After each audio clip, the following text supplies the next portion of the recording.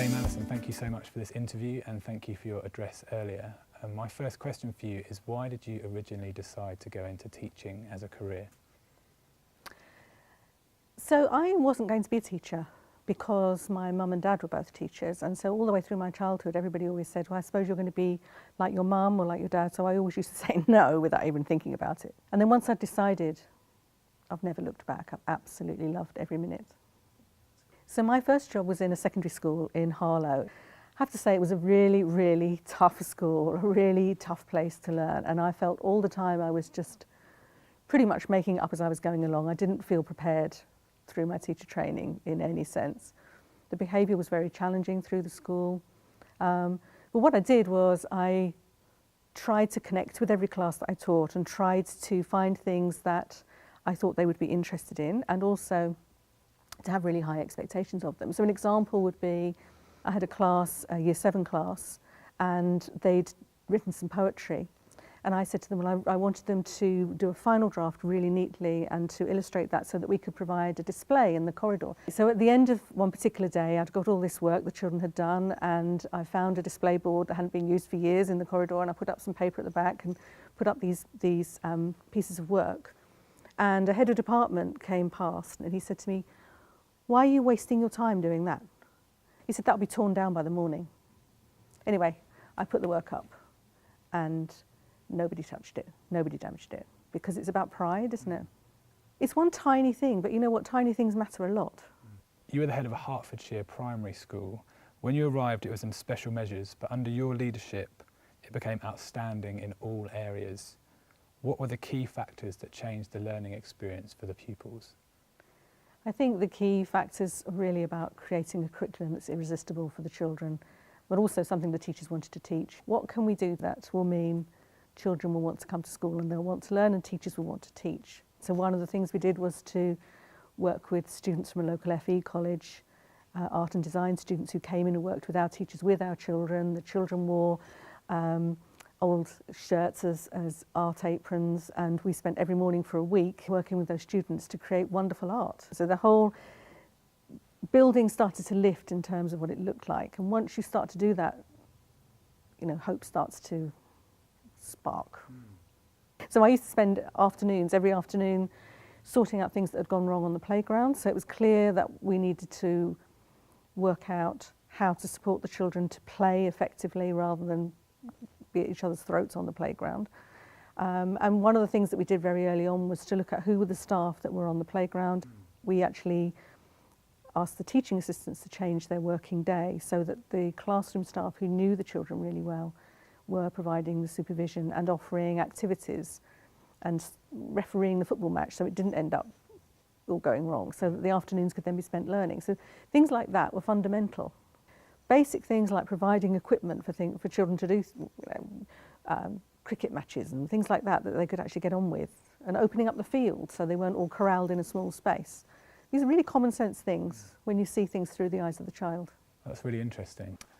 Why do you think there is a crisis in both the retention and recruitment of teachers, and how do you think this could be solved? I think that the majority of people who come into the teaching profession, I certainly hope so, are people who want to make a difference, who want to work with children and young people and enable them to succeed. And I worry that too much of our time as teachers is spent proving that we've done a good enough job rather than focusing on doing the best we can.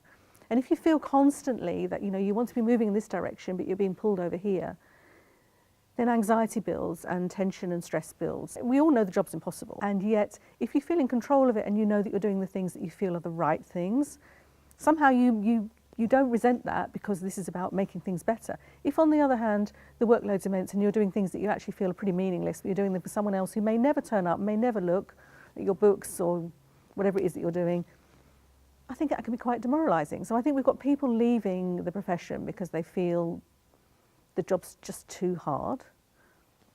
What can we do about it? Well, we can regain our professionalism, and that's where the Chartered College of Teaching comes in. She would say that, wouldn't she?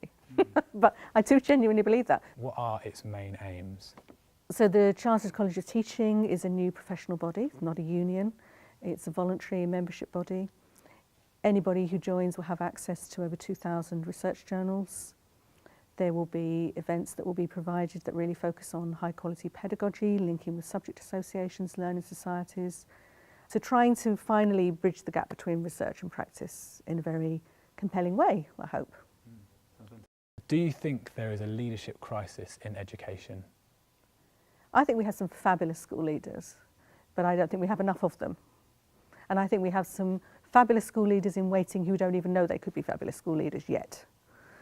I do think there's something really important about inspiring colleagues to be brave enough to have the professional courage to take that next step in their career.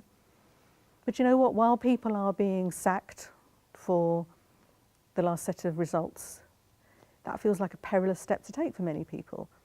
So I think there's a lot we can do to actually make the accountability system less harsh. I think we should be kinder to each other across the profession. I think we should support each other more, because our children and young people need great leaders. They enable you to be successful, and by enabling your teachers to be successful, you enable the children to be successful.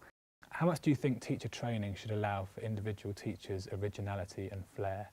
Not to allow for teachers' individuality and flair is to say that there's a cookie-cutter approach to the best possible teacher. I think that goes back to the stress and the anxiety that I was referring to earlier on. There are things that we can learn clearly that enable us to be able to be better communicators, that enable us to plan well and to convey big ideas in an efficient, effective way.